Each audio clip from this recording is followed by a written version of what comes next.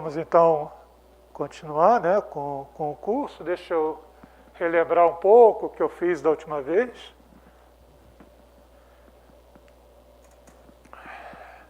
Eu falei um pouco da K-teoria, né? Então, né, K de X, tá? Que é simplesmente, né, o grupo, né, gerado por todos os feixes coerentes, o grupo abeliano livre, tá? Módulo as relações obtidas de sequências exatas curtas, né? Tal que existe uma sequência exata curta entre esses feixes.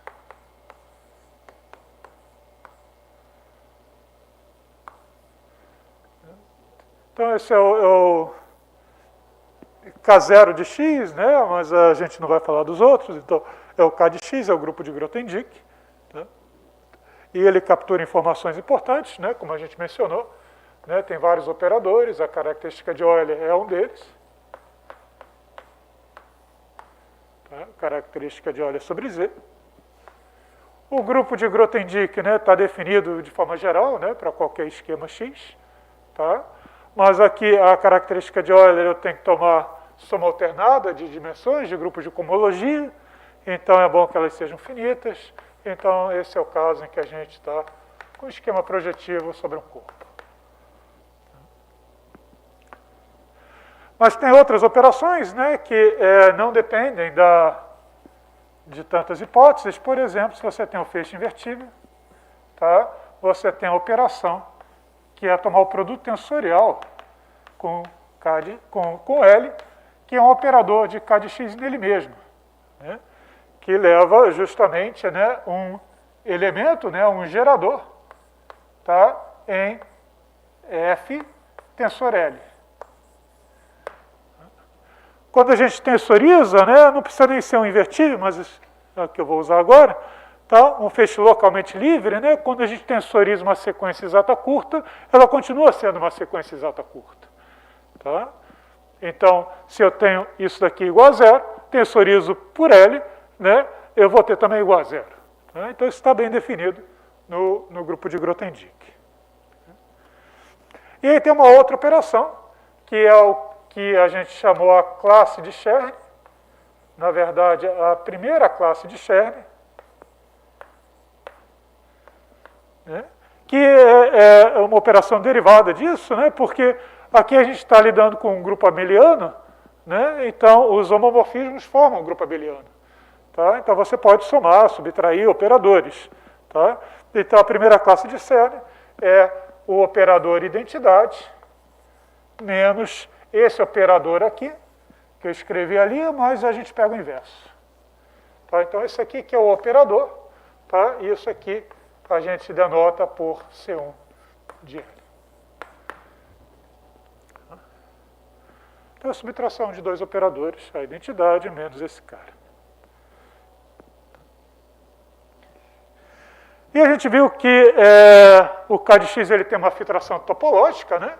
Tá? Você tem o K de menos 1 de X, tá? Aqui o K0, né? KP.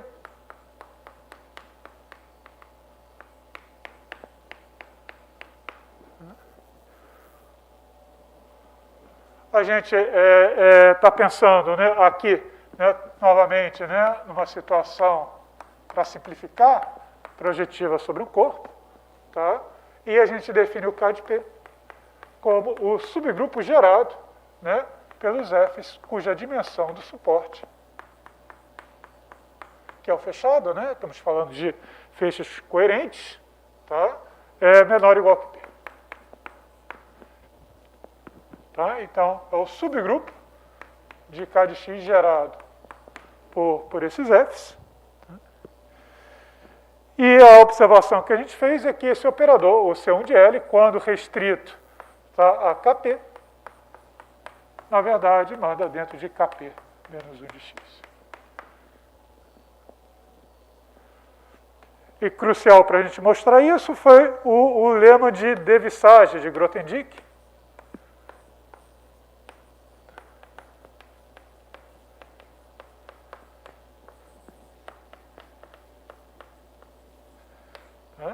que diz o seguinte, né, nessas situações que a gente está.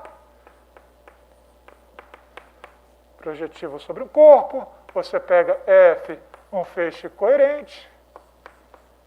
Tá? Você supõe que ele tem dimensão do suporte menor ou igual que P. Você pega as componentes irredutíveis do suporte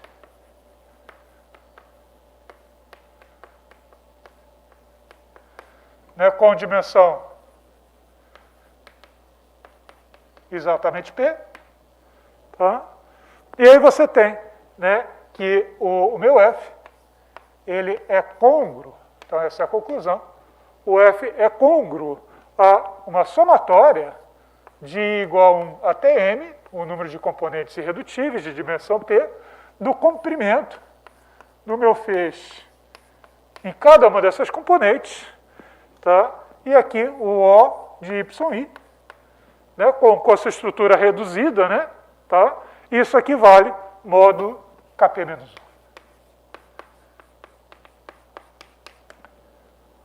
Tá? Ou seja, o meu F, como elemento do grupo de Grothendieck, está em Kp, tá?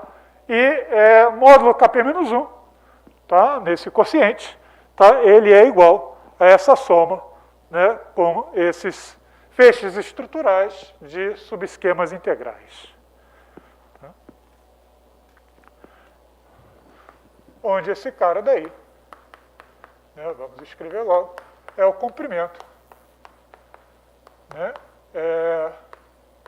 do meu F, tá?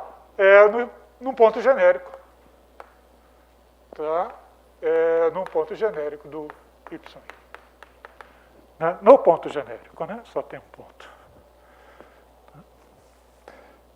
Então, é um comprimento finito, por causa do suporte. O suporte está limitado por P, a dimensão. Tá? E o F se escreve dessa forma. Então, a gente vai utilizar isso mais para frente, tá? Mas só lembrando, o teorema que a gente obtém disso daí, tá? Teorema de Cartier-Snapper, que é bastante interessante, que diz que a característica de Euler de um produto tensorial, então, X, novamente projetivo sobre K, tá? F, um feixe coerente. Dimensão do suporte menor ou igual que P, para algum P, tanto faz. L1 até Ln, feixes invertíveis, sobre X. Tá? E M1 até Mn, quaisquer inteiros. Tá? Então, o que a gente tem é que a característica de Euler do produto tensorial de todos esses feixes, nas potências estabelecidas, que são quaisquer, por F. Tá? Isso aqui tem uma expressão polinomial, é um polinômio em M1 até Mn. Tá? E esse polinômio tem os coeficientes, que a gente já vai explicar. Tá? É um número A, que depende da escolha desses inteiros. Tá? Esses inteiros somam no máximo P, mas são todos não negativos. Então, é uma soma finita. Tá? E aqui eu tenho esses polinômios separados, na verdade, tá? Em M1, em M2, até o último, que é o Mn. Tá? Não somente é um polinômio, mas é um produto de polinômios, cada um numa variável, dessas variáveis M1 até Mn. Tá? E faltou dizer que são esses coeficientes, e é aí que entram as classes de Chern, esses coeficientes.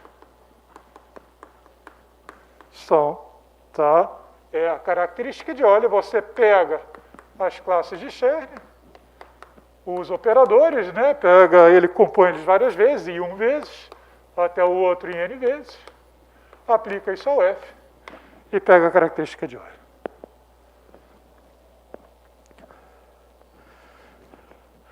Note que como, né, dimensão do suporte é menor ou igual que menos 1 é zero, tá? Se eu aplicar esse operador de Cartier, qualquer um deles, né, a dimensão do suporte cai, né? Se meu F está em Kp de x, eu aplico uma vez, ele está em Kp menos 1 de x. Então, se eu aplicar todas essas vezes, ele vai estar em Kp menos a soma dos I1 até N de x. E é por isso que a gente se limita à soma a menor ou igual que P. Tá? Eu poderia até fazer uma soma infinita, se quisesse, porque qualquer coisa que desse maior do que P, esse cara daqui, definido dessa forma, seria zero.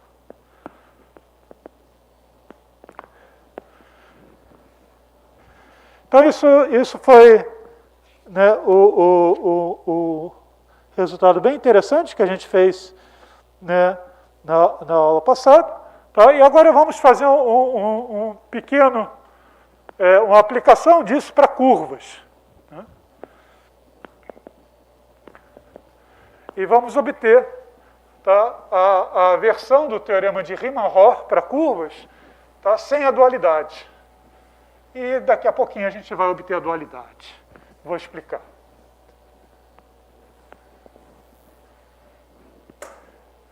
Então, o que a gente vai fazer agora é a situação de curvas. Né? Então, x, né, um esquema projetivo sobre K, tá, com dimensão de x igual a 1. Tá? Logo, eu vou supor mais propriedade, mas o princípio é isso, né? Ou seja, todas as componentes irredutíveis têm dimensão menor ou igual que 1, e uma delas tem dimensão 1.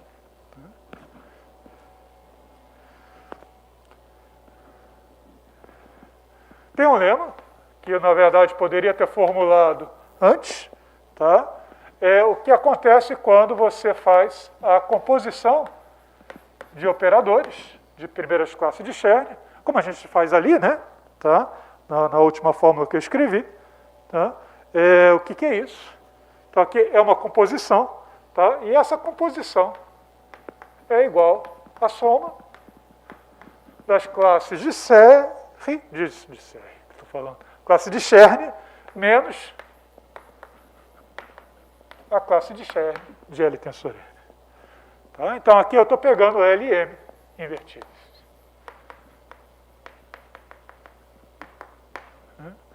Então, a composição, na verdade, é uma soma de classe de Chern.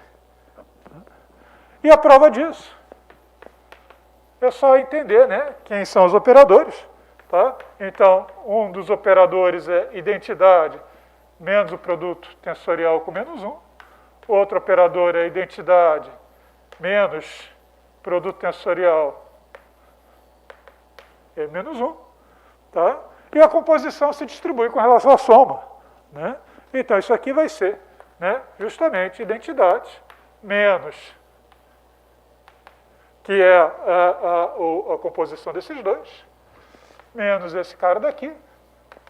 E a composição desses dois é fazer o produto tensorial com o produto.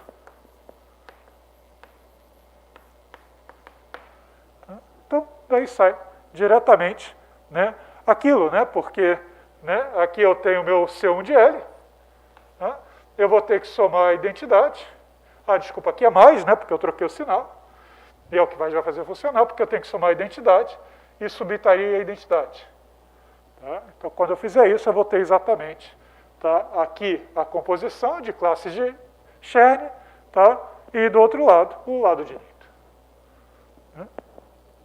Então, vocês veem que isso é perfeitamente formal. Tá? Não preciso de assumir que x é uma curva, mas a gente vai tirar uma consequência disso para curvas, que não é verdade de forma geral, tá? Na verdade, é essa proposição, tá? Que se x, né, tem dimensão 1, então, tá, x, né, projetiva sobre um corpo de dimensão 1, né, então, a classe C1 do produto é a soma das classes.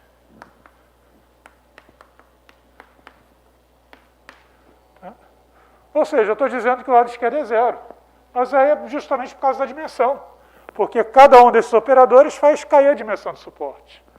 Então, se você tem a dimensão máxima, que é 1, isso aqui vai para 0, isso aqui vai para menos 1.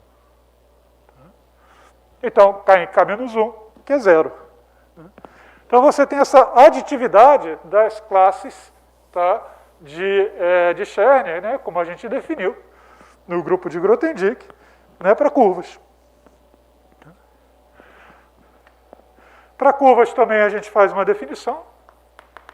Tá? Então, se x, né, projetivo, dimensão igual a 1, e L um feixe invertido, né? Então, a gente define o grau de L, deg de L, então, o grau do meu feixe, tá? Ele vai ser igual, tá? É a característica de Euler do C1 de L aplicado no feixe estrutural. Que é simplesmente a característica pela definição, né? Tá, isso aqui vai ser o O de x menos a característica de Euler de L menos 1.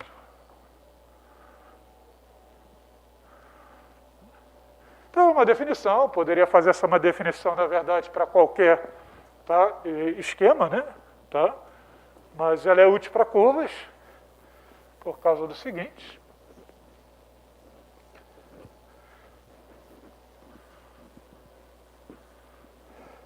Então, proposição. A primeira, tá? Se, vamos ver se eu consigo colocar isso direito. Tá? No caso que x é uma curva, né, não singular,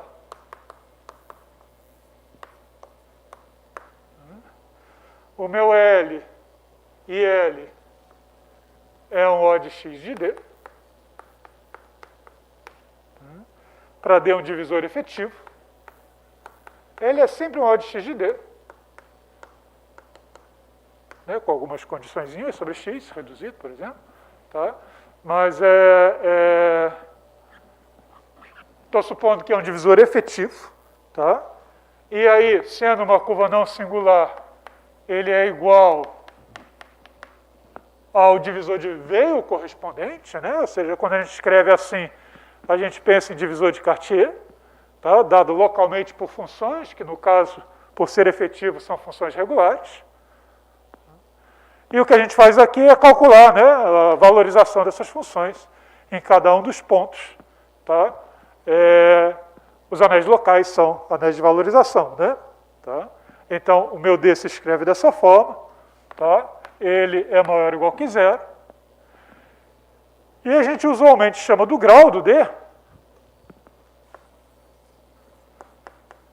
essa soma, NP. Tá?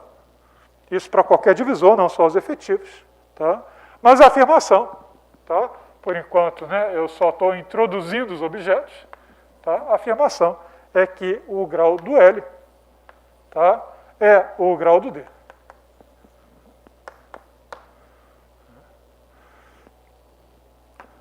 Aqui estou com uma pequena variaçãozinha, que agora que eu vi que eu escrevi aqui, tá?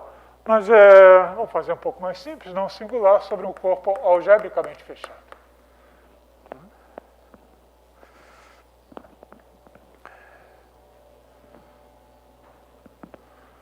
Então, o grau de L é o grau do D. Tá? Então, essa é a primeira coisa. A segunda, que o grau é aditivo, né, no produto tensorial. O grau do produto tensorial é a soma dos graus. O grau do O de x é igual a 0. Isso é quase uma consequência do de cima. Tá? E o grau do inverso, tá, é menos o grau do L.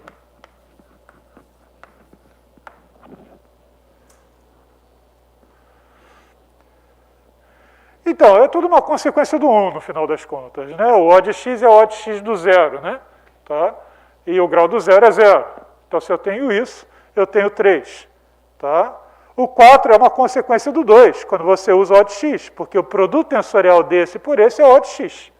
Tá? Então, é só plugar e ver que a soma do grau de L, mais o grau de L menos 1, tem que ser igual a 0.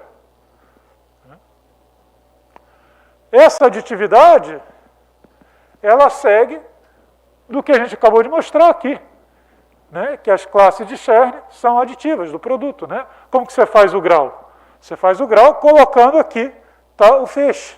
Se eu coloco aqui o L tensor M, eu já vejo que vai ser uma soma. Como a característica de Euler é aditiva, ela acaba pulando para fora, tá? E a gente vê o 2 rapidamente. Então, assim, a única coisa de fato a mostrar aí é essa observação do 1. E na aula passada eu já mencionei um pouco brevemente isso, porque o que acontece é que você tem, né, uma sequência exata dessa forma, né? Tá? Você tem o feixe associado, né, ao D, né, que no caso é o L, tá? E o L inverso é o feixe de ideais, tá? Do meu D. Então, né, daí sai que a característica de Euler é de O de X, menos a característica de Euler desse cara, que é o L a menos 1, é a característica de Euler do O de D. Então, daí sai que o grau, que é justamente esse lado esquerdo, é igual à característica de Euler do O de D.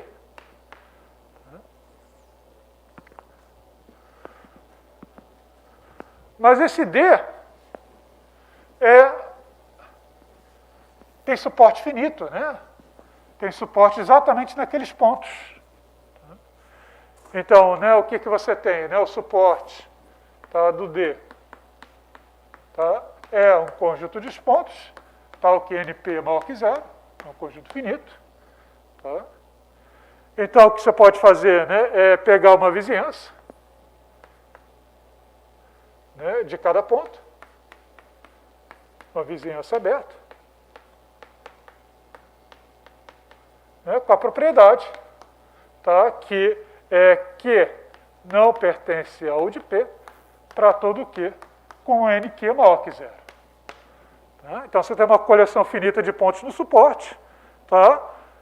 São pontos fechados, então você simplesmente pega o aberto que não contém nenhum desses pontos. Tá? Podemos pegar com uma outra propriedade, tá? A gente pode pegar tal que existe uma função, né? Tal que D restrita a U, tá? Ela é dada, a U de P, é dada por uma função, tá? Uma função regular. Todo divisor de Cartier é dado localmente por funções regulares, né? Tá? É aquela condição, então vai ter uma função regular, né, que vai dar o meu divisor nesse aberto.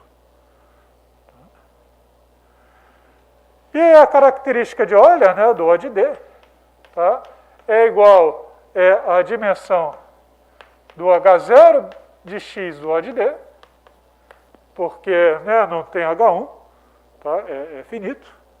Tá?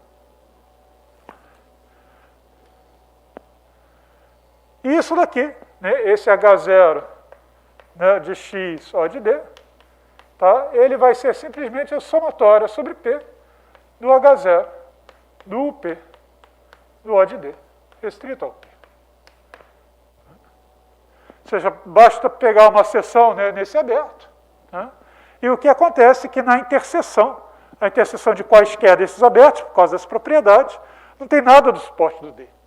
Então, toda a seção do de D na interseção de quaisquer dois desses abertos é zero.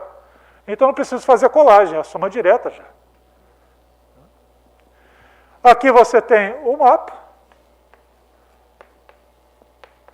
que vai levar, né, em O de D no talo, né, para todo P. Que também vai ser um isomorfismo. Se você quiser, eu posso pegar o U de P afim. Né, acho que fica mais claro. E como suporte, né, no aberto de P somente o ponto P, tá, eu posso, né, localizar. E eu tenho esse isomorfismo. Então, a dimensão, que é a dimensão sobre K, tá, vai ser a soma dessas dimensões. Mas esse OD de P é simplesmente o OX de P, módulo, né, o FPOX de P.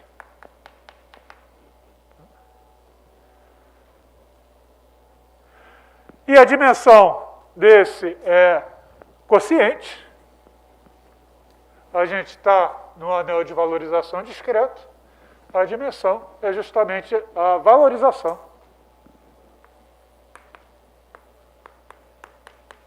Por causa disso, é a valorização em P desse FP, que é justamente o NP. É assim que é definido, tá? É o coeficiente do meu D, né, na sua expressão como divisor de Weyl. Tá? Então, daí sai, né, que a dimensão desse cara é a soma dessas dimensões, tá? E, portanto, tá, que o grau de L, que é igual a isso, é igual ao grau de D.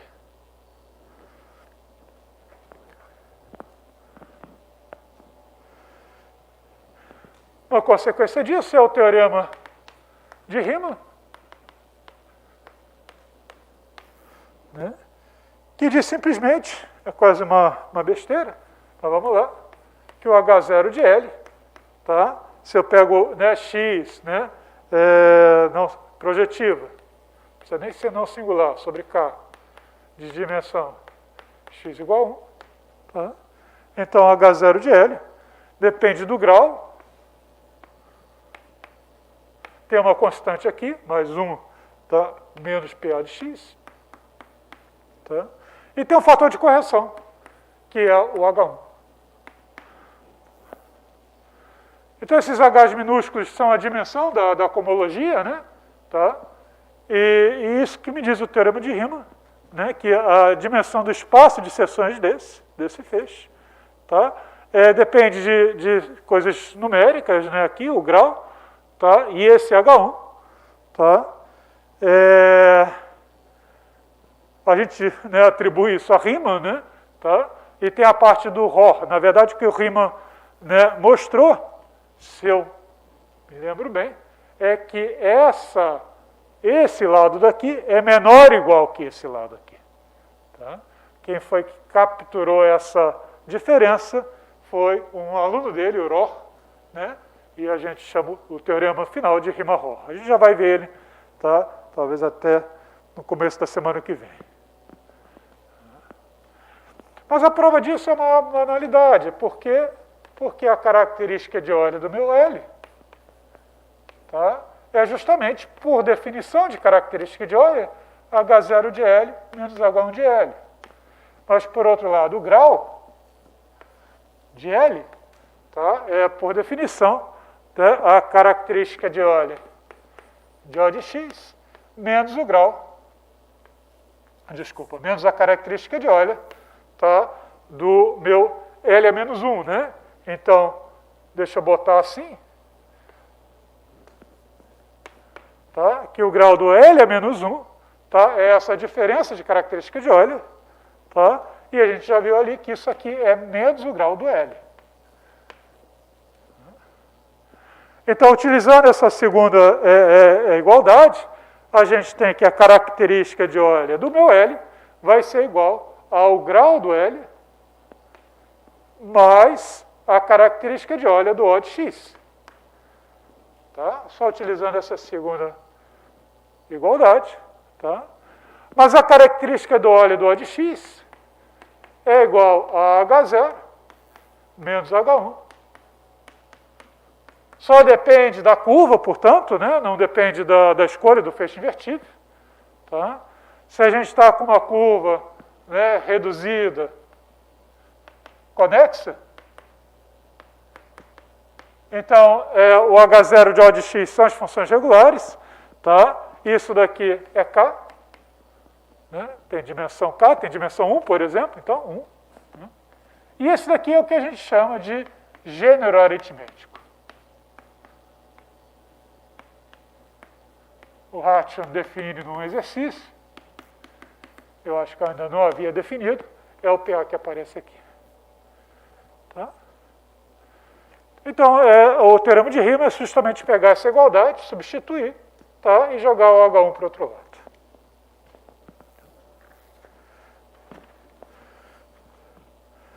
Isso vai ser bastante útil quando a gente interpretar esse H1, né, como um H0 de um outro feixe associado a esse L. Tá? E é o que a gente vai fazer um pouco mais para frente.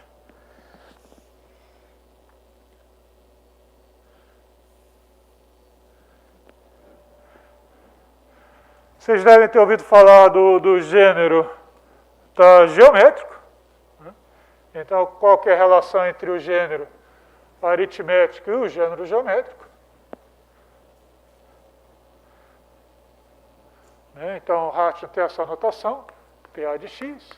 Então, vamos pegar uma curva agora, não singular, conexa, se eu não escrevi ainda conexa, tá? Curva, vou dizer o que é, uma curva, né, sobre um corpo algebricamente fechado, um caso puramente geométrico. Tá?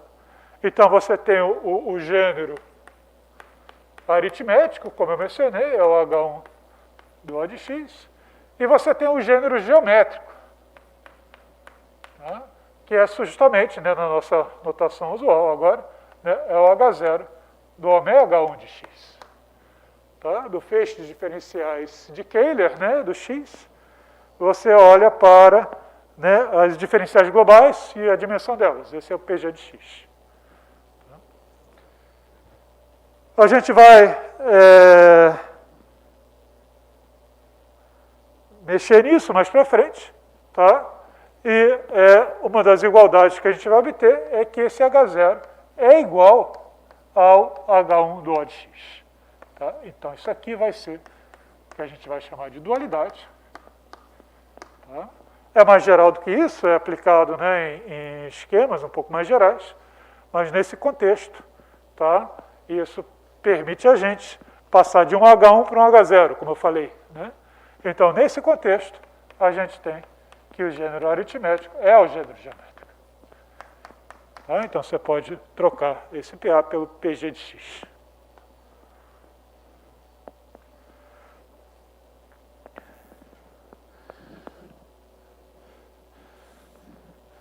Ok, então o que a gente quer, de fato, né, é agora, né, completar, né, a parte do RO, né, falar sobre dualidade, mas para isso a gente precisa de algumas ferramentas. Então, o que eu vou fazer agora? Desenvolver essas ferramentas, que é o capítulo, a seção 6 do Hartmann, que são os EXT, né, de extensão.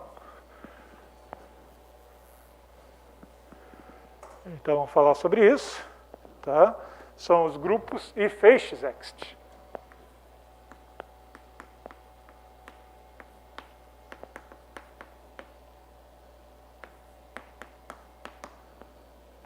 Então, essa é a notação que a gente vai utilizar. Tá?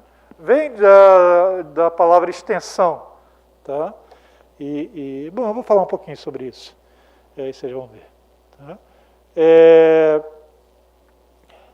Mas é definido, né, como sempre, né, num contexto bem geral. Né, eu tenho x, O de x, um espaço anelado.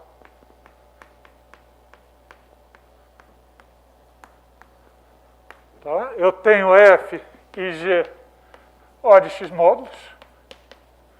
Feixes de O de x módulos sobre x. Tá? E aí eu defino, tá? O meu EXT I, tá? De F em G, tá? Como o funtor derivado à direita, tá? Do home, né? O iésimo funtor derivado à direita do home de F em G. Então, o que é isso? Tá? Então, é uma linguagem, né, que o Hartmann explica no capítulo 1. Tá? Você tem o funtor home. Então, o F aqui está fixo. E você tem um funtor home, tá, da categoria de O de x módulos, que é uma categoria abeliana dentro dela mesma. Tá? E esse aqui é um funtor covariante exato à esquerda. Tá? Significa que se você pegar uma sequência exata curta e aplicar o home, essa sequência continua exata curta à esquerda. Não à direita, mas à esquerda. Tá? Então, isso aqui é obtido de fato, né, fazendo a construção pegando a comologia, tá, do meu home de F numa resolução injetiva do meu G. Tá?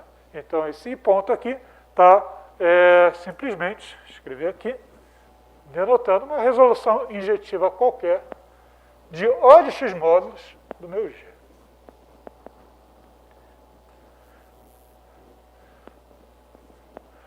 Deixa eu só colocar aqui.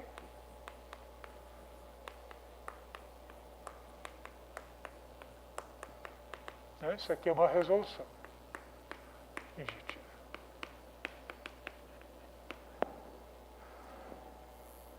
Note que aqui a gente está falando de homomorfismos, né, de O de x módulos. Então, isso é um pouco diferente do que a gente fazia antes com seções. Né? Quando a gente pega uma seção de um feixe, todo feixe de O de x módulos é um feixe de grupos abelianos. Tá? E o espaço das seções é o espaço das seções, independente de como você ouvir. Mas aqui não, aqui a coisa é um pouco diferente. Tá? Por quê? Porque você está pegando o homomorfismo de O de x módulos. Então, você precisa de um O de x módulo do outro lado. Né? Então, essa é resolução injetiva, tá? Significando, então, que esses caras aqui são O de x módulos injetivos. A gente já comentou, né? Utilizando que a categoria de módulos sobre anéis tem injetivos suficientes, a gente comentou que nessa categoria também tem injetivos suficientes. E é o que a gente usa para calcular esse funtor derivado, esse XTI. Eu falei de grupos, né? Esse aqui é o grupo. Tá? XT, às vezes a gente bota o O de x aqui para indicar o que a gente está fazendo. Tá? Às vezes não bota. Tá? Bom, né? Eu posso dizer que isso é um grupo, também posso dizer que é um módulo sobre o anel das funções regulares sobre x, né? Todas as funções globais, né? Tá? Mas, a princípio, é um grupo. Mas tem uma noção também que é a do feixe. Ou seja, em vez de você tomar... eu fiz uma besteira aqui. Tá? Estou olhando para o conjunto dos homomorfismos. Tá? Desculpa, eu estava fazendo outro. Tá? Então, isso aqui realmente vai para, sei lá, grupos abelianos. Desculpem. Tá? Esse aqui é o grupo dos homomorfismos, né? Tem uma estrutura aditiva, né? Tá? É o que a gente faz. Mas, né, já pegando, né, ou seja, a gente também tem o feixe home. Né? Esse sim vai de O de x módulos, né, para O de x módulos. Né? Esse sim. E também é um funtor, né, como esse daqui, tá? É covariante. Exato à esquerda. Né? Esse também é covariante. Exato à esquerda. Tá? Então, você pode tomar o funtor derivado, tá? E esse é o XT como feixe, né? Que a gente denota um pouco mais caligráfico, tá? De F em G. Tá? Que é, então, o funtor derivado desse home de F em G. Que, novamente, então, é a comologia, mas agora dos feixes, né? Do complexo de feixes que a gente obtém trocando G por esse complexo. Tá bom? Então, deixa eu enfatizar, isso aqui é um grupo, isso aqui é um feixe. É um feixe de O de x módulos.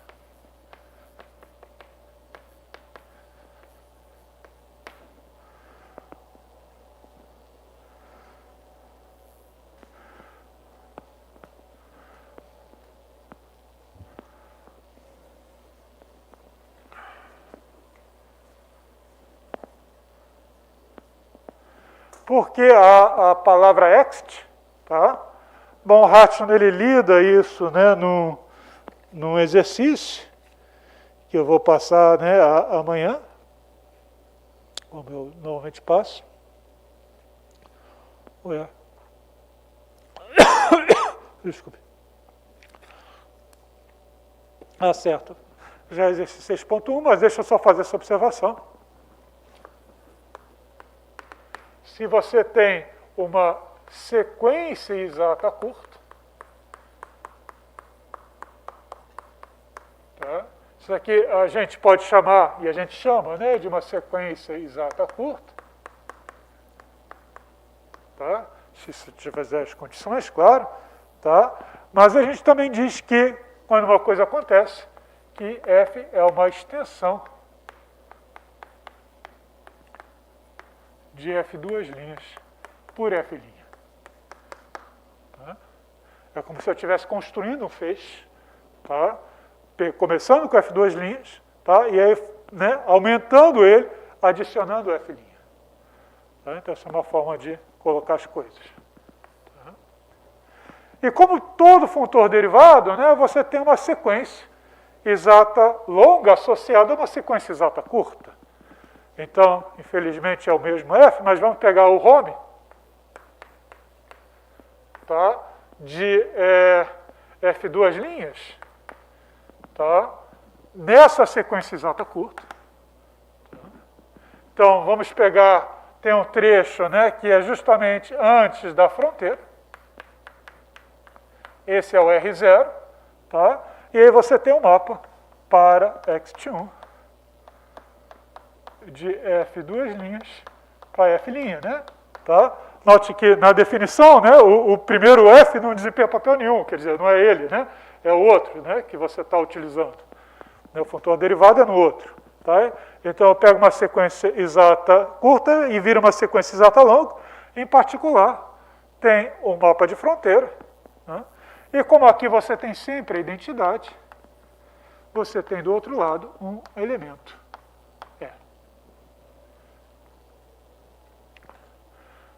Se você tem uma extensão de F2' por F', você tem um elemento de X1 de F2' F'. Tá? E é por isso que essa noção X, na verdade, tá? Esse grupo daqui classifica todas as extensões de F2' por F'. Né? Você vê que toda extensão via o morfismo de fronteira vai me dar um elemento, e vice-versa, e esse é o exercício. Todo elemento em X1 vai dar uma coisa desse tipo. Tá? Então, é só para explicar a nomenclatura. Depois a gente volta para isso. Mas agora vamos para as propriedades, né, básicas desses grupos e desses feixes. Né? A gente está introduzindo porque eles vão aparecer de forma crucial quando a gente vai falar de dualidade de forma geral. Então, tem um lema simples, primeiro, que diz que se você tem I, né, um odd x módulo injetivo, tá? E você tem um aberto, então, I restrito a U é um odd U módulo injetivo.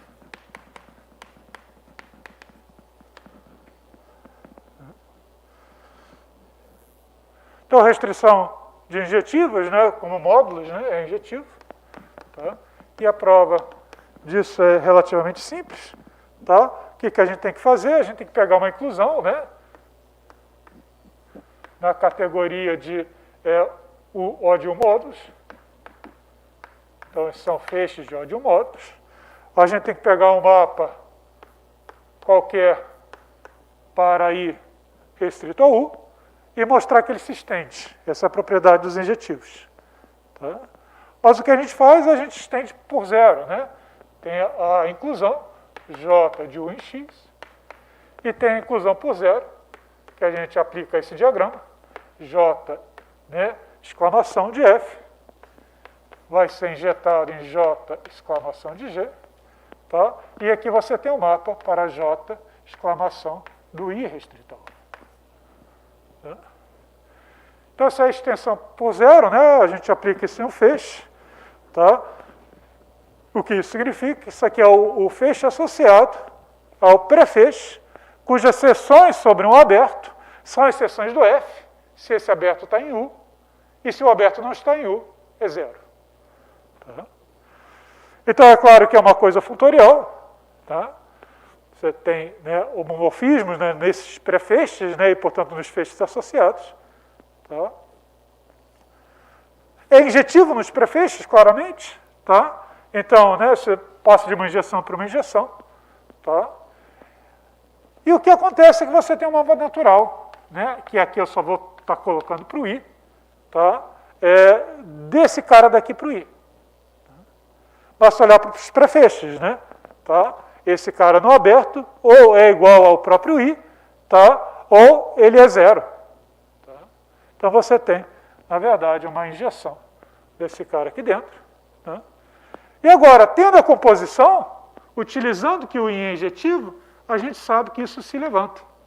Existe esse cara. Existe um levantamento. E aí é só restringir a U. Né? Então, aqui o que eu tenho é isso, né? Eu restringi a U e peguei a extensão. Tá? Aqui eu peguei uma extensão de um cara que já estava restrito a U. Tá? Quando eu restringo a U, eu vou obter de volta, tá? Esse diagrama aqui. Né? Quando eu restringo a U, né? Aqui é o I restrito a U, tá? Esse diagrama aqui é igual a esse. Tá? Por quê? Porque sobre aberto 1 nada mudou, é o mesmo feixe. Tá? Mas agora eu ganhei esse mapa ali. Né?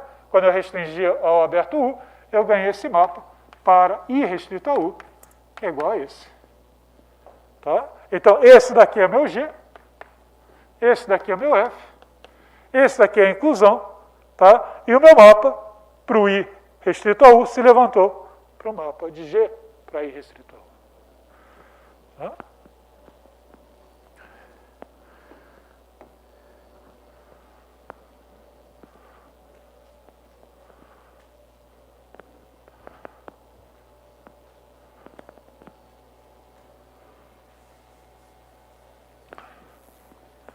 Então, isso vai me permitir algumas conclusões. E a primeira é que esse ext aqui, na verdade, é um objeto, é um feixe, né? Tá? E ele pode ser construído localmente. Então, a proposição, né, tem alguns itens que eu estou colocando juntos aqui. É a primeira que esse feixe xt de f de g, que é um O de x móvel, quando eu restringir a U, é o mesmo que o xt I sobre U, né? Sobre O de U, e o meu F restrito a U, G restrito a U. Isso decorre diretamente da definição, tá? Porque se eu pego uma resolução injetiva para o meu G, basta eu restringir a U. Continuo tendo uma coisa exata, né? Porque restringir aberto, né, é uma operação exata. Tá? E eu continuo tendo uma resolução injetiva por causa do lema. Tá? Então, na hora, né, que eu pegar o meu ext e restringir ao aberto U, tá? Eu vou olhar para essa comologia. A comologia comuta com tomar restrição. E quando eu colocar a restrição aqui, eu vou colocar a restrição aqui e eu vou estar lidando com uma resolução injetiva do meu G restrito a U. Então, eu estou calculando, de fato, tá, o funtor derivado do Hom em O de U. Tá? Então, é simplesmente isso, para todo aberto.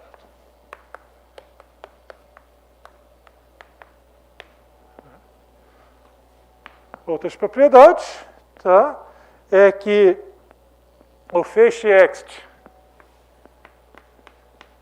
se eu pego o F igual ao O de x, isso daqui é igual ao próprio G, tá? E os derivados, né, superiores é tudo zero.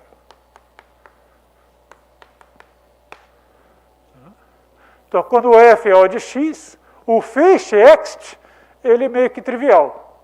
Tá? Já o grupo ext, quando eu troco meu F por O de x, tá? Ele é igual à comologia do meu G. para todo I. Então, a cohomologia é um caso especial de Ext. Ext no feixe estrutural. E a prova disso é só olhar para a definição do meu Ext. Tá? O que acontece? Vamos olhar para o 3 primeiro, se vocês quiserem, porque a fórmula já está aqui. Tá? O que acontece quando F é o feixe estrutural? Home de O de X em I ponto, isso é a mesma coisa que as seções do I ponto. É como se eu tomasse o H0, então, nessa resolução injetiva do meu G. Tomar o H0, né, da resolução e tomar a cohomologia é a mesma coisa que tomar o HI. Né? É a própria definição. Então, essa é a prova do item 3.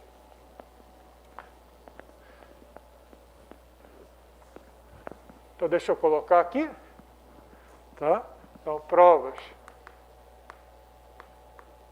Essencialmente, o 2 e 3, né, eles decorrem do mesmo motivo.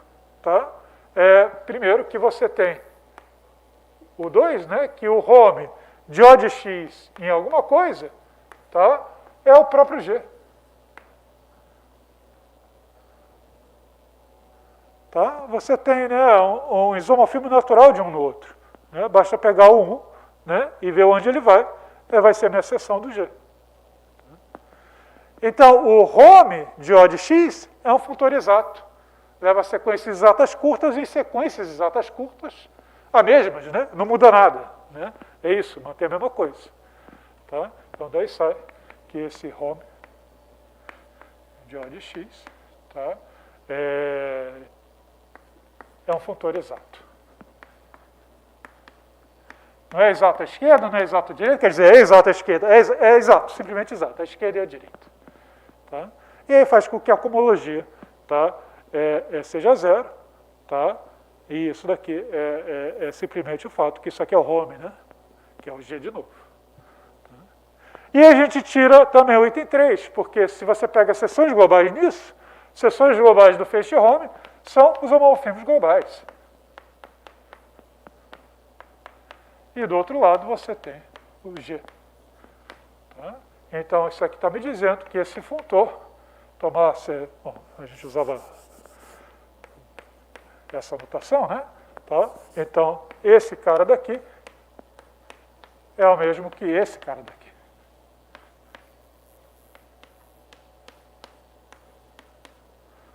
Tá? É o mesmo funtor derivado. Ok?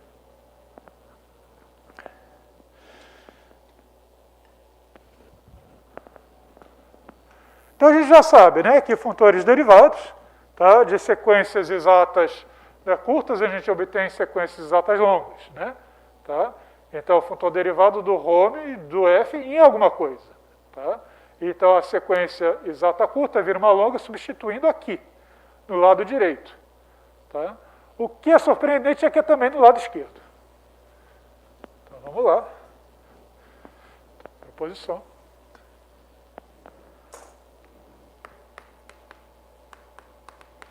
Tá? Preste atenção na diferença, que parece que eu estou falando da propriedade que a gente já conhece, mas eu estou falando de outra. Tá? Se a gente tem uma sequência exata curta,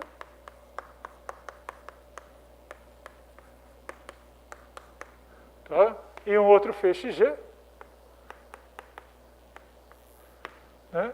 Então temos uma sequência exata longa.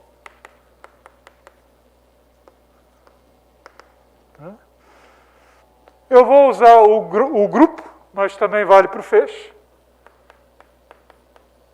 Home de F2 linhas em G, são os homomorfismos de F2 linhas em G, que se eu componho vai dar homomorfismos de F em G, que se eu componho vai dar homomorfismos de F' em G.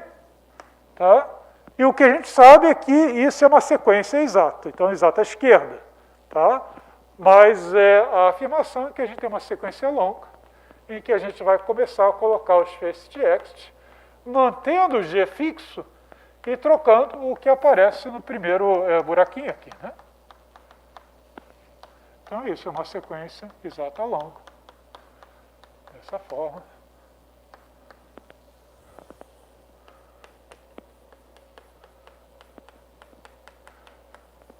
parar, pode deixar que eu vou parar, parei. Né? Tá? Então, uma sequência exata longa, tá? Dessa forma.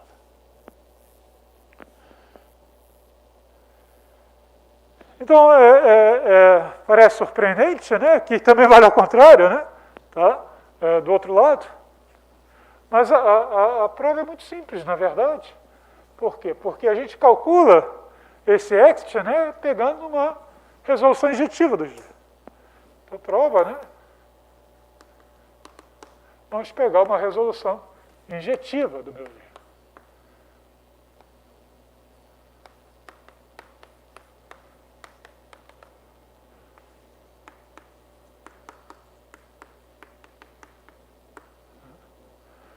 Então, se lembra, né, como que a gente tinha, né, a sequência longa, natural, associada ao funtor, né, dos funtores derivados, né, tá? A gente tinha que pegar, né, a nossa sequência exata, pegar uma resolução, tá, do feixe da esquerda, do feixe da direita, achar uma resolução do feixe do meio, e aí sim aplicar o home. Aqui é muito mais imediato, eu aplico o home direto nesses feixes. Né? Então, eu vou ter o home, né, em qualquer cara, em qualquer feixe. Ou seja, a mesma sequência que eu escrevi aqui, mas com feixe I.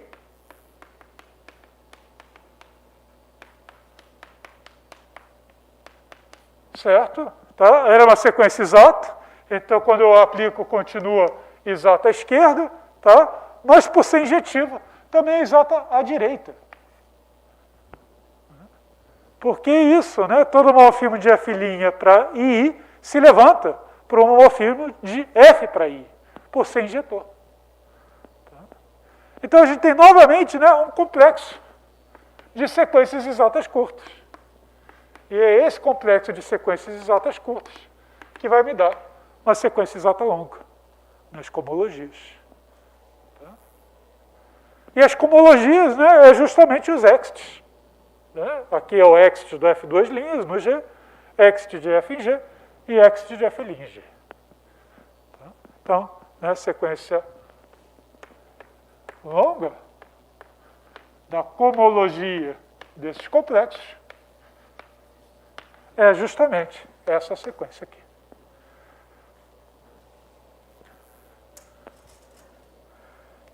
Então, até muito mais imediato, né, de obter do que a sequência longa que a gente já está acostumado. Tá? E a mesma coisa, obviamente, vai funcionar para o feixe home. Também o feixe home, tá, vai ser exato à direita, tá? E aqui a gente vai ter que utilizar, né, que um feixe injetivo, quando restringe para o aberto, é injetivo. Tá? Sequência, né, exata de feixes, a sobrejeção é uma propriedade local. Então a gente tem que utilizar que os feixes injetivos são localmente também injetivos. Ok. Mas o que também é interessante, tá, é observar que você pode, né, ou seja, como que a gente calcula essas coisas, né? Tá? A gente calcula pegando, né, resoluções injetivas, claro, tá? E justamente, né, é o que a gente fez para definir a cohomologia, e depois rapidamente a gente encontrou uma forma construtiva, que era a cohomologia de Čech, né? Os casos, né, mais habituais, tá, são iguais, e é o que a gente usa. Tá? Então aqui, se a gente ficar restrito também somente a uma resolução injetiva, a gente vai ter problemas, tá? Para fazer os cálculos. Mas, felizmente, né, teorema, tá? Sejam F e G O de X modos, tá? Sejam, vou utilizar a notação que eu coloquei aqui,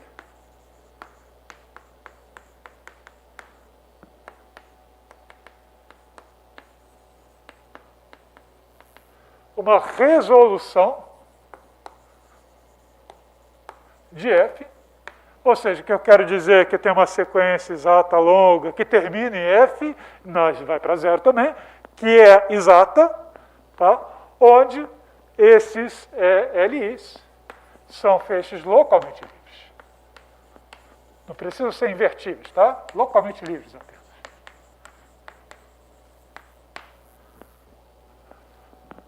Eu estou dizendo que existe, né? Estou colocando como hipótese. Tá? Suponha que existe. Se existir, então, tá? A gente pode utilizar para calcular, tá? O XTI. Engraçado, eu deveria ter... Só um momentinho, desculpe, hein?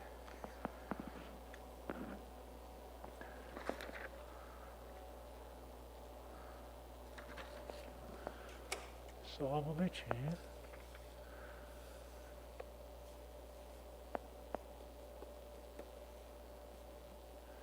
Certo, certo, só isso mesmo, tá? É o XT.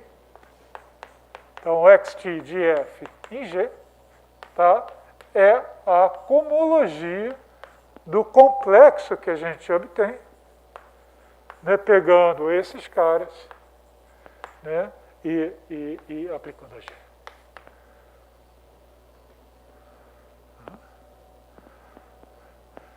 Então, vocês podem estar se perguntando sobre os índices, né? O que acontece, tá? É que, de fato, as coisas se invertem, né? Tá? Essa é a afirmação, deixa eu só fazer agora a observação, né?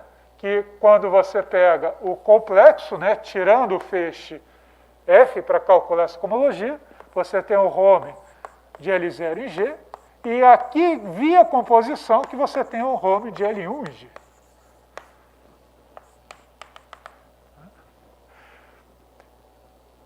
Então, muda, né? Tá? E aqui, então, é o feixe 0, que vai para o feixe 1, que vai para o feixe 2, etc. E a gente pega a comologia. Então, o HI, tá?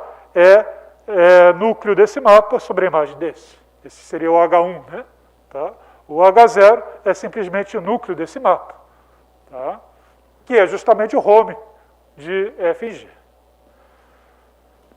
Mas, de modo geral, o XTI é obtido dessa forma.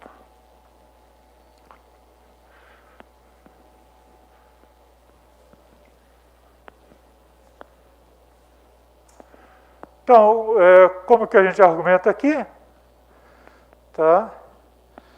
Tem várias formas de argumentar, tá? Mas a observação de fato, tá? É simplesmente, e é por isso que a gente pega feixes invertíveis, que o home de ali em qualquer coisa é um funtorizado.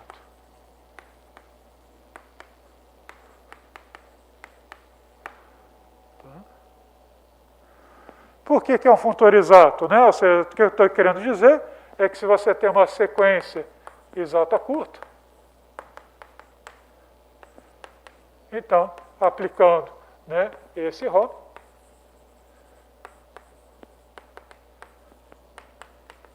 você continua tendo uma sequência exata curta. Como que a gente mostra isso? A sequência está aqui, né? Então, para mostrar que ela é exata, é uma propriedade local. Se você restringe para um aberto onde esse feixe é trivial, tá? Então você está reduzindo ao caso em que o feixe é trivial. Trivial significa que é um O de x alguma soma. Tá? Mas o home da soma, em G', é a soma dos homes, dos somandos em G'. E o home de O de x em G', ou em qualquer outra coisa, né? Como a gente viu, é o G. Tá? Então, localmente, essa sequência aqui, tá, é a sequência original. E por isso que ela é exata. Tá?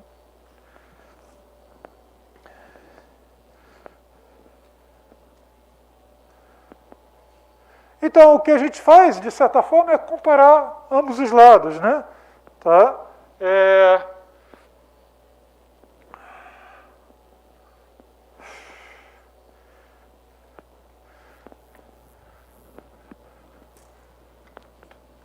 A gente pode utilizar a linguagem dos delta-funtores, né, do Hartmann, tá? Talvez seja mais apropriado, tá?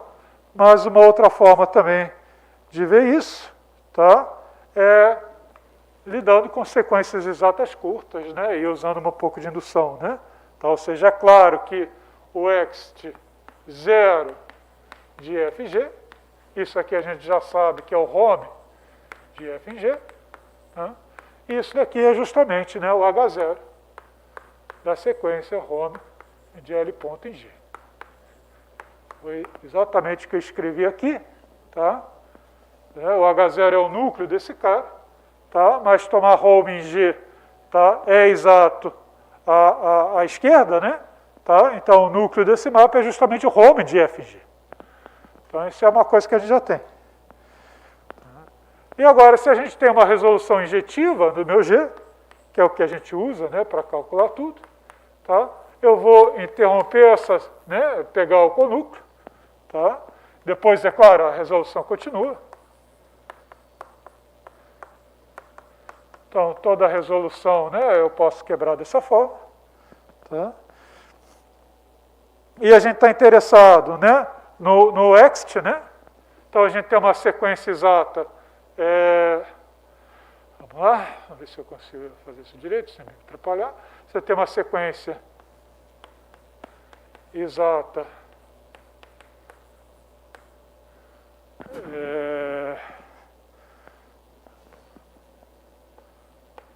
Tá? XTI vai para exato, vai para XTI de f e 0, que vai para xt, botar i menos 1 aqui, desculpe. Então, estou pegando a sequência exata longa, né, nos feixes ext dessa sequência exata curta. Então, aqui eu vou para ext i menos 1, de f de r, e eu vou para ext de i, que é o que eu estou interessado, né, do g, e aí eu vou finalmente para xt de f, né, i 0. Ufa.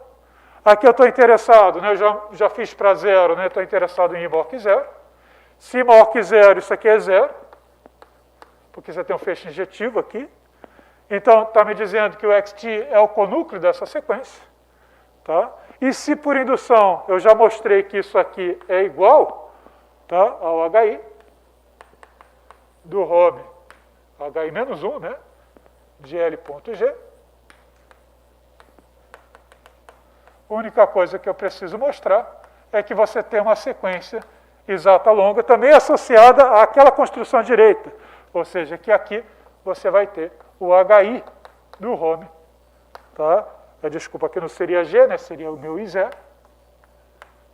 Tá? Aqui não seria G, seria o meu R. Tá? E aqui você teria o hi, tá, do home, tá, do L ponto, né, no meu G. Então, qual é a estratégia? Né? É mostrar por indução que esses mapas naturais, que existem mapas naturais que são isomorfismos, tá? Para qualquer J menor do que I. Então, esses dois seriam isomorfismos. Esses são naturais do diagrama commuto, implicando que vai existir um isomorfismo entre os conúcleos. E aí é o passo seguinte, o XTI de F em G. E como mostrar que existe essa sequência, esse cara natural?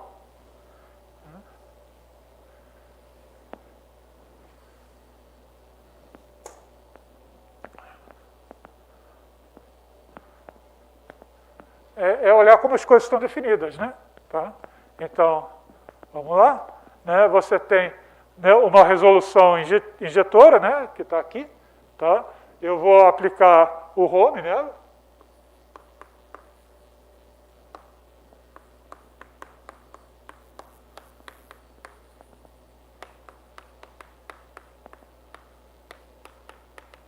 Tá?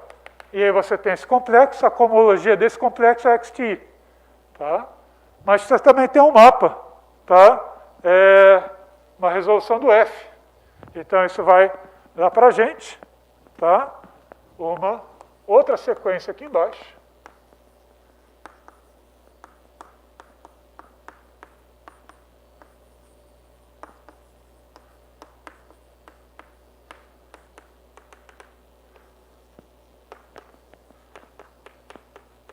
acho que eu vou precisar de um pouco mais de espaço aqui. Tá? Porque o que você vai fazer é pegar essa sequência.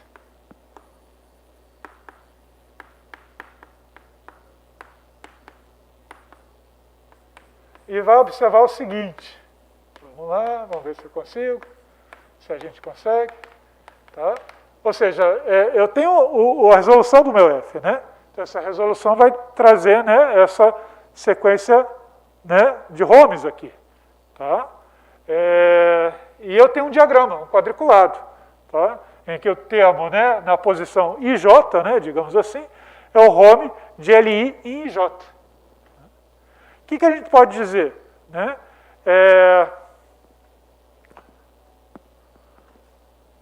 A sequência, né, é que eu estou tirando um pedaço daqui. Vamos ver se eu consigo explicar isso melhor.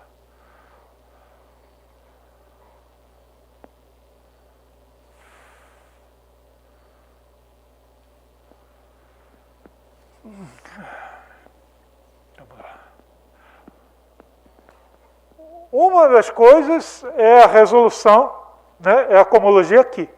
A cohomologia nessa parte vertical aqui, bem à esquerda. Deixa eu botar esses caras aqui, só para ficar, né, paralelo. A cohomologia nesse vertical aqui à esquerda, tá, é esse HI aqui. Tá vendo que tem... Ah, faltou o G, desculpem. Como eu falei, deixa eu fazer um outro diagrama aqui desse lado. Isso aí não vai caber nesse espaço. E é uma constituição bonitinha. Então vamos lá. Então você tem duas resoluções, como eu falei. Tem essa resolução do meu F e tem a resolução do meu G, né, que é na direção contrária. E é injetiva. Então, o que eu vou fazer é pegar o meu Home. Tá? E eu não vou esquecer o G dessa vez. O problema foi que eu esqueci o G.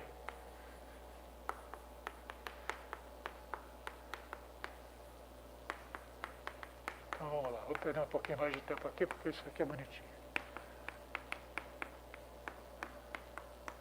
Tá? Então tá, aplicando o Home, você tem aquela sequência, né, longa, e a cohomologia me dá o XTI. Tá? Mas aplicando agora essa resolução ao F, a gente tem uma outra resolução, um outro complexo, desculpe.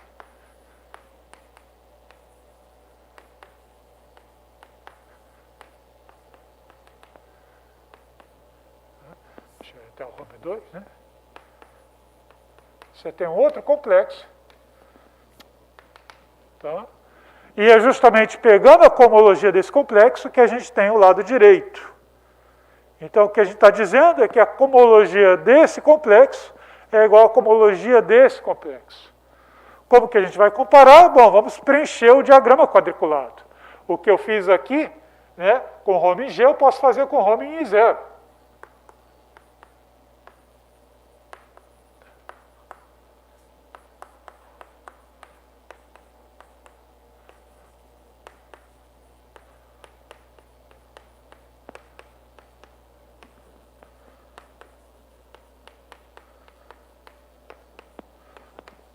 Certo? E posso continuar. Agora, ao I1. Tá? Eu vou parar em algum momento.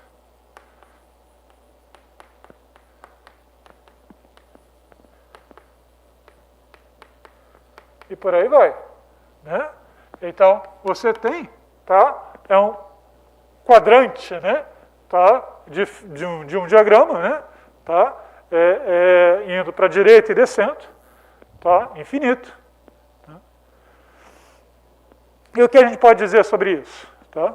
Se a gente olha aqui, e aqui tem cohomologia, mas se a gente olha para já essa linha aqui horizontal, não tem mais cohomologia. A cohomologia aqui é zero. Por quê? Porque você tem uma resolução e você aplicou um funtor exato, que é o Home do L0 nessa resolução. O L0 é localmente livre. Então, isso aqui é exato, não tem cohomologia nessa linha. Tá?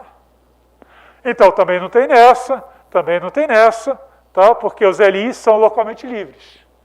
Tá? Então, da segunda linha para baixo, não tem cohomologia. Da segunda coluna para a direita, também não tem. Por quê? Porque esse I0 aqui é injetor. Né? Então, é o que a gente observou. Né? O home, num feixe injetor, tá? Ele é exata direita. É o que precisa, né, para ser injetor. Tá? Então, essa propriedade do fato que o I0 é um módulo injetivo. Não tem comologia. O I1 também não tem comologia. Então, a gente tem esse diagrama, que as únicas comologias que podem existir são aqui e aqui. E a gente quer comparar, né, a iésima comologia aqui com a iésima comologia aqui. Né? E aí vem um teoremazinho, bonitinho, que diz que, de fato, existe essa comparação. Né? Como que você pega, né, a comologia aqui e compara com a comologia aqui. Tá? Deixa eu só chegar um pouquinho mais o diagrama aqui.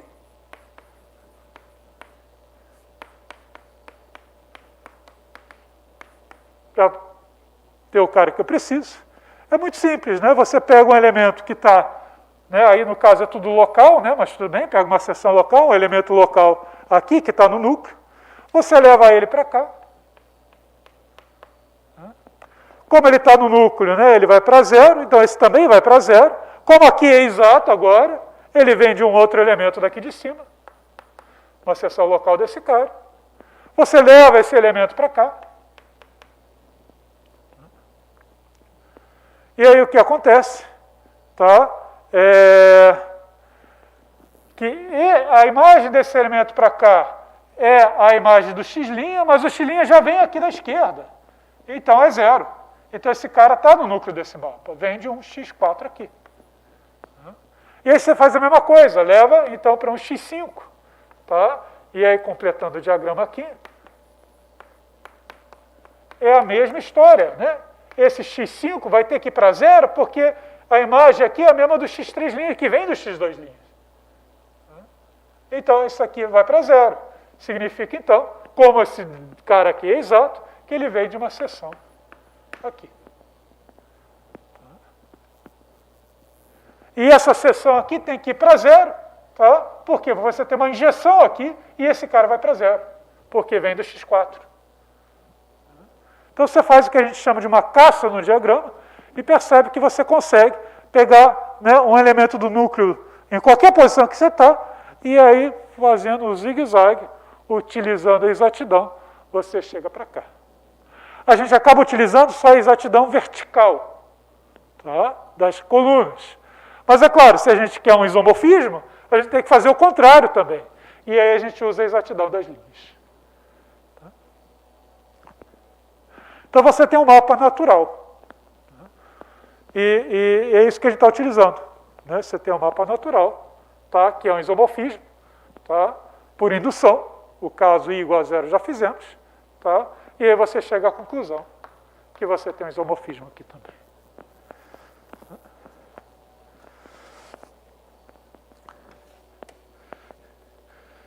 Então, é uma coisa bonitinha. Né? Isso aqui é o que a gente chama de um complexo duplo. Tá? E as coisas foram tremendamente facilitadas para a gente, porque nesse complexo duplo, tá, as linhas e as colunas, tá, eram sequências exatas. Tá? Se não são, você pode dizer alguma coisa, e essa alguma coisa é que se chama de teoria espectral. Tá? Que talvez a gente possa fazer em algum momento. Tá? Ela né, em algumas situações é necessária, né, lidar com esses complexos duplos, tá, e funciona muito bem.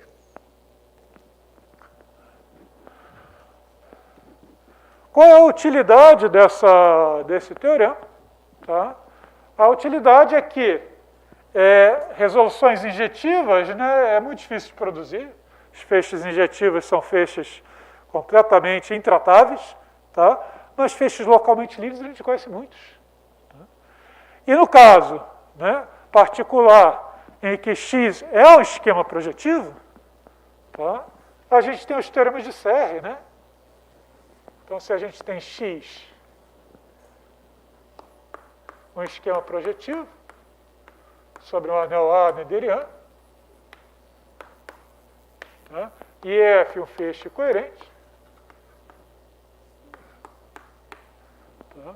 Então, a gente sabe, esse é o primeiro teorema de Serre, que Fn é gerado por seções globais.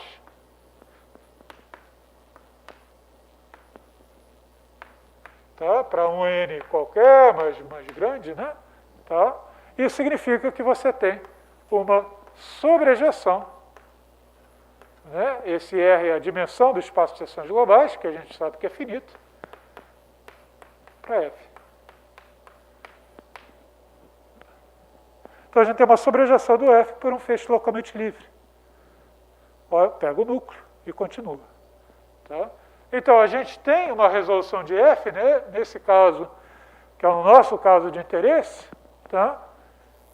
Que muitas vezes a gente pode trabalhar, né? Ou seja, muitas vezes o nosso F surge como conúcleo mesmo. Tá? Então, né, você tem esses dados. E utilizando esses dados, você pode calcular o ext usando essa propriedade.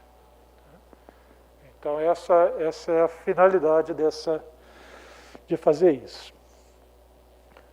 Uma outra coisa que eu tenho que falar é que, se vocês estudarem, né, ext, né, na teoria de módulos, tá, vocês vão ver que é possível calcular o ext entre dois módulos utilizando uma resolução injetiva aqui ou uma resolução projetiva aqui.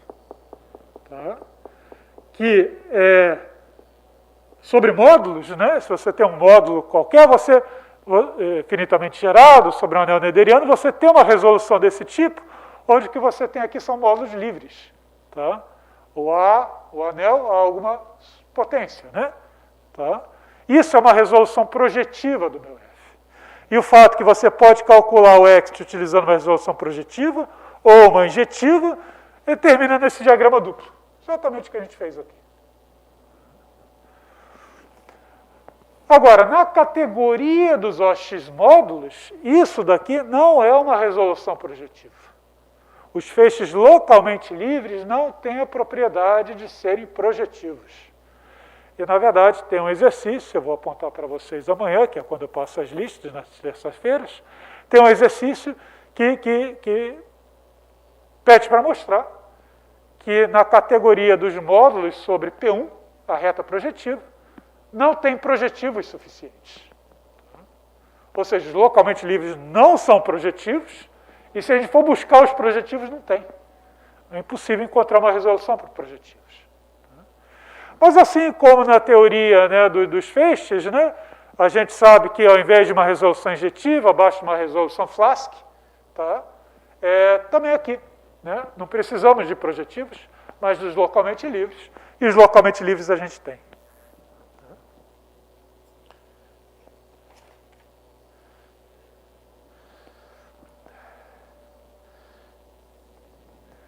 Ok.